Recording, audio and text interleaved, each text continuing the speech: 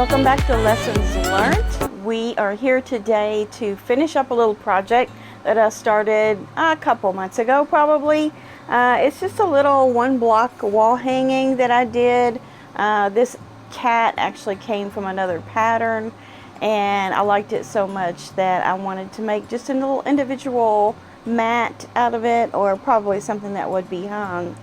So the first thing I need to do is I've already basted this, which means I've chosen a backing and I have my batting in there and then my top, and I have pinned it all over. You can see where all my pins are. And the reason why I pinned it so much was because I did not have any spray based. I need to stock back up on that. For a small project like this, I can get away with just using a few extra pins. And even for large projects, you can use a lot of pins if you want to and not use the spray base. It's an individual decision on that. I like to use both. I like spray based and pins, not as many pins as what I have right now. So I kind of use the spray based as a crutch to not have to do so many pins. So I haven't quilted it yet, so I wanted to do some straight line quilting up and down on this. I have a piece of 2-inch painter's tape. 1 inch would have been ideal, but I don't have any right now in the sewing room, and I don't want to go look for it. So I have this nice wide 2-inch, so I'm just going to put a line of stitching down both sides of this actually, and then come back through and make another one, and then my successive rows of stitching going up and down will be 1 inch apart approximately, and keeping them as straight as I can. And then that'll be the quilting part of the project over with. So once that's done, then I'm going to show you a really neat way to face your quilt. And when I say facing, it's another way to, you could say bind it, but it's not actually binding. It's facing. And when you face something, that means that you make it to where you can see the right side on both sides. So a lot of times you'll have a blouse with a neck facing, and that's just a strip of fabric that turns inside out once it's sewn, and you have a clean edge where you don't see any stitching. So it's the same concept. It's just that we're going to have 4 sides that we're going to have to face. And what we need for this is just your normal facing that you make. Whatever you're making for your quilt, go ahead and make it up the same way you normally do. It will have to be the right side on both sides. So I just did my normal 2.5 inch and folded it in half. You'll need enough to go all the way around, but not as much as you normally would have to have extra to be able to join the ends together, and also to be able to make those nice mitered looking corners. We're not going to be doing that with this method. And then you'll also need 4 corner pieces, and I just took some scraps that I have of the fabric, and these are 3.5 inch. You can make them however big you want. You're just going to fold them corner to corner and have this finished edge showing, and then you'll sew in this part, and you'll see all of this when I show you how to do it. But first I'm just going to go ahead and get my quilting done. Since I hadn't done that yet, I thought I would take you along on that on a little time lapse so that you can see me do my straight line quilting. And then I am using RFL 2620 on this dark blue green, and it will fade into the cat as well. Any sort of gray is always great for disappearing on your project. So this is 2620 RFL. It's a great color for hiding your quilting. So I'm going to go ahead and do this so you can just come along for the ride.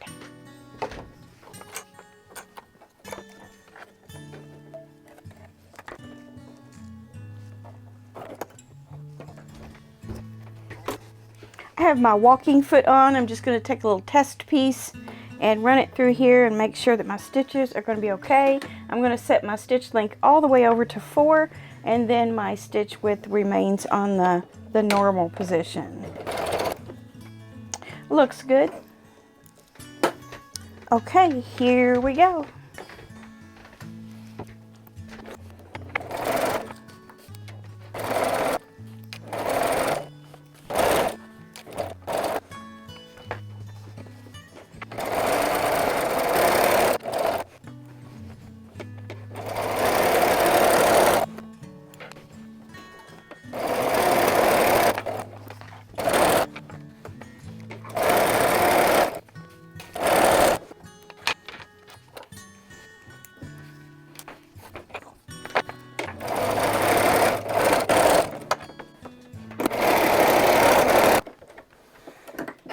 Okay, that was my last line of quilting.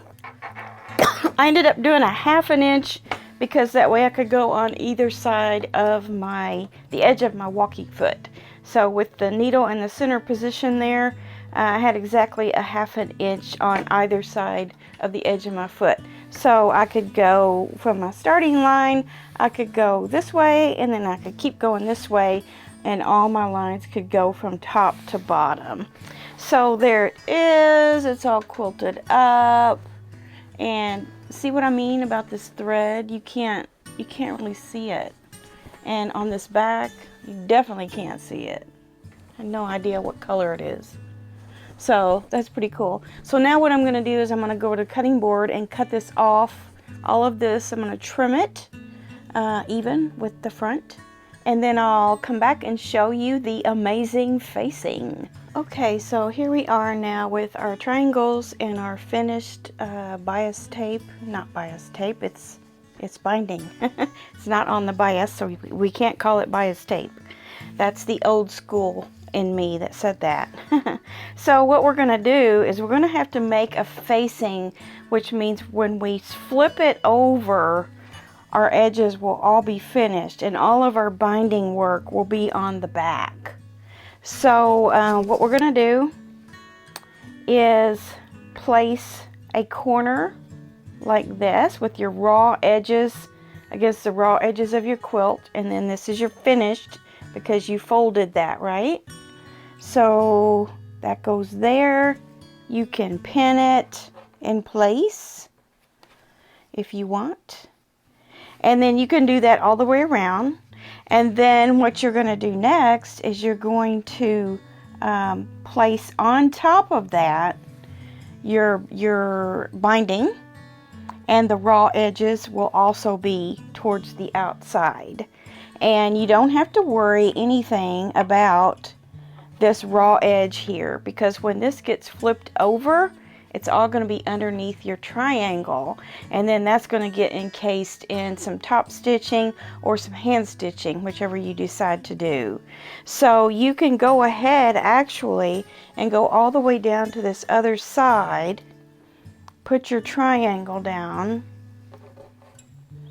pin it in place, or you could use the Wonder Clips, that would be good for that. And then do the same thing here, don't stretch it, and then just take your scissors and cut yourself off a piece. So about halfway up on that triangle is plenty. And then you can just turn around and go the other direction with it. And then here's your next triangle.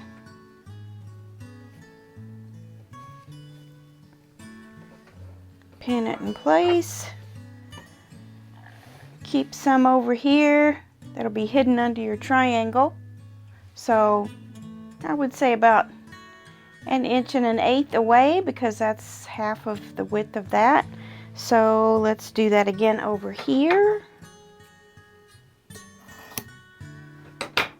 So you can just attach that there with a pin.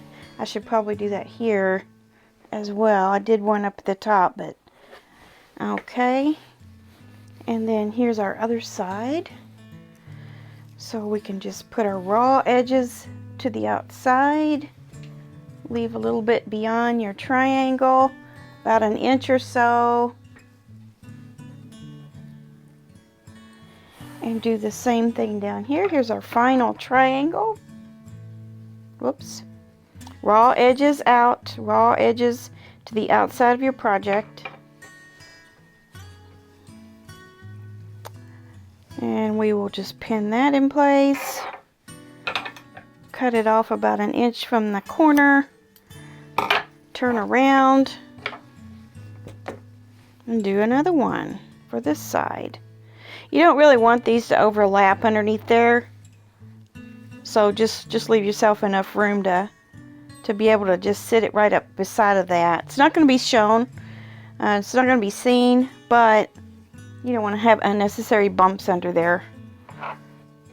So bring this over to this side and clip it off. There we go. And I will hold this in place with a pin. You can pin it however. You can go back and pin it all over if you want, or use your wonder clips, either one. So what I'm going to do now, I'm going to leave my walking foot on here, and I'm going to adjust my stitch length back to about a 2, and just go around and do my 1/4 inch seam like I normally would for binding. So just make sure your corners are placed good, and you can just start sewing. 1/4 inch seam allowance. I'm going kind of slow. Make sure I get that beginning up through there. I'm just going to take my stiletto and kind of guide it up through there. You don't want to have any puckers because you don't want extra fullness on the back side there or on the edge. It's possible you would see that. So I'm just going to go kind of slow and steady here on my 1/4 inch.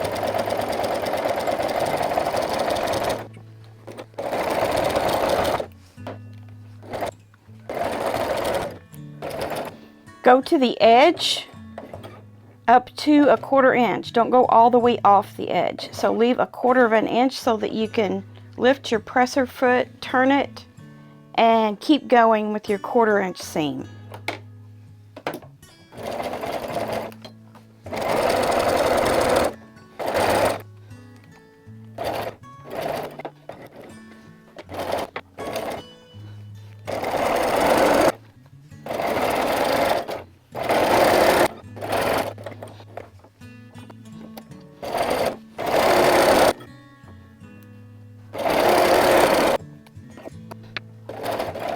Okay, so just back stitch on that last little bit there, cut your threads, and this is one of those instances where you are going to want to trim off your corner.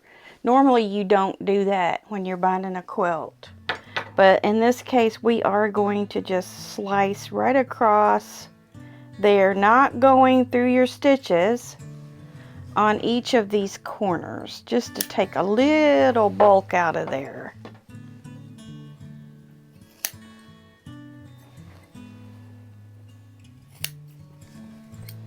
Okay, now we get to see what's so amazing about this facing or this binding method. So here we are. We're going to just make a little flip, just like you're turning out the edges of a pillowcase or a bag or anything like that. And then what you're going to have on your back side, well, first of all, I'm going to show you the front side.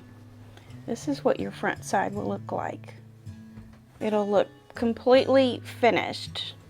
That is a facing.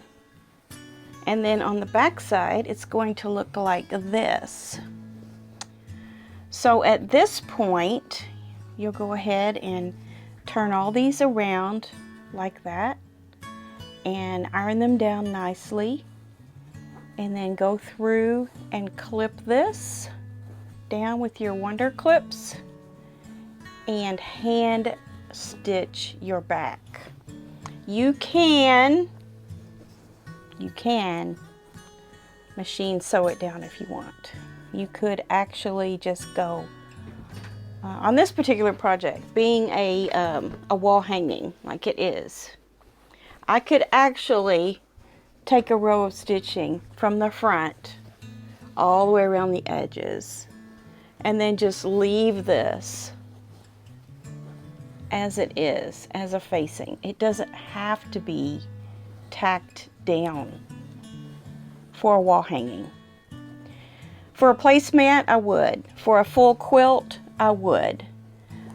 But in particular about not tacking it down, I would not tack down this area up here because that will serve as your hanger.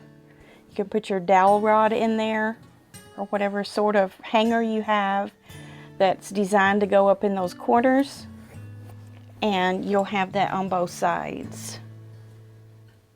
Okay, so let me go ahead and do that, and I'll come back and show you what I decided to do. Okay, so I've clipped every few inches all the way around. I just clipped in the middle and then clipped in the middle again, and then over to the edge. You could hold this down with a clip if you felt like you needed to, but I don't think you really do. It's not moving. So after pressing that all back from the front, you have a very neat quilt, kind of like invisible binding, you might say. It's amazing facing. All right, so this would be really good for modern quilts.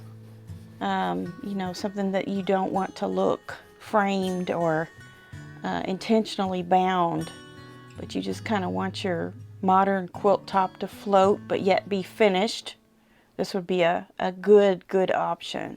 If you just don't want to, if you've never been able to master those mitered corners with your binding, this might be an option for you. I think I might just go around this with one row of stitching close to the edge. I still would have a little bit of lip here on my triangle to hang it with a dowel rod. But this is so small it could be hung a million different ways without even using a rod. So I haven't decided yet. I'm trying to decide. My other option is to hand sew it, which it's a small project, wouldn't take that long to do. I might do that. Hang on, I'll show you what I did. Okay, because I'm lazy, I went all the way around on the machine. And it just caught it halfway across. What that teaches me is I should have not made it 2 1/4 folded. I should have made it probably half that. It's a little bit of a waste to make a 2 1/2 inch the type of binding material that we normally do for our quilts. You could probably do 1 1/2 inch and fold it and do that. But I like the way these little corners turned out, and I still have a little bit of room for hanging on here. If I went even closer to the edge, I'd have a little more, but that will hold it. This is not that big, so it will hold it. So this little project is done with the amazing facing method. I just made that up. And I did not make up the concept of facing this way. I've seen it done on other videos, on Pinterest, on websites. I've seen it done before. It's the first time I've done it, and I just wanted to share it with you so more people can try this method and see if it's something that you want to do, or at least you'll have in your arsenal of tricks and quilting techniques. So try it out on something. Try it out on something small like this first, and you may even want to do this for a complete bed quilt someday. You certainly could. All right, I hope you enjoyed this little quilting technique tutorial. Hope it was helpful for you. Pass it along. If you want your friends to know about this, share this video with them. And we will see you back here next time. All right, have a great week, and we'll see you soon. Bye.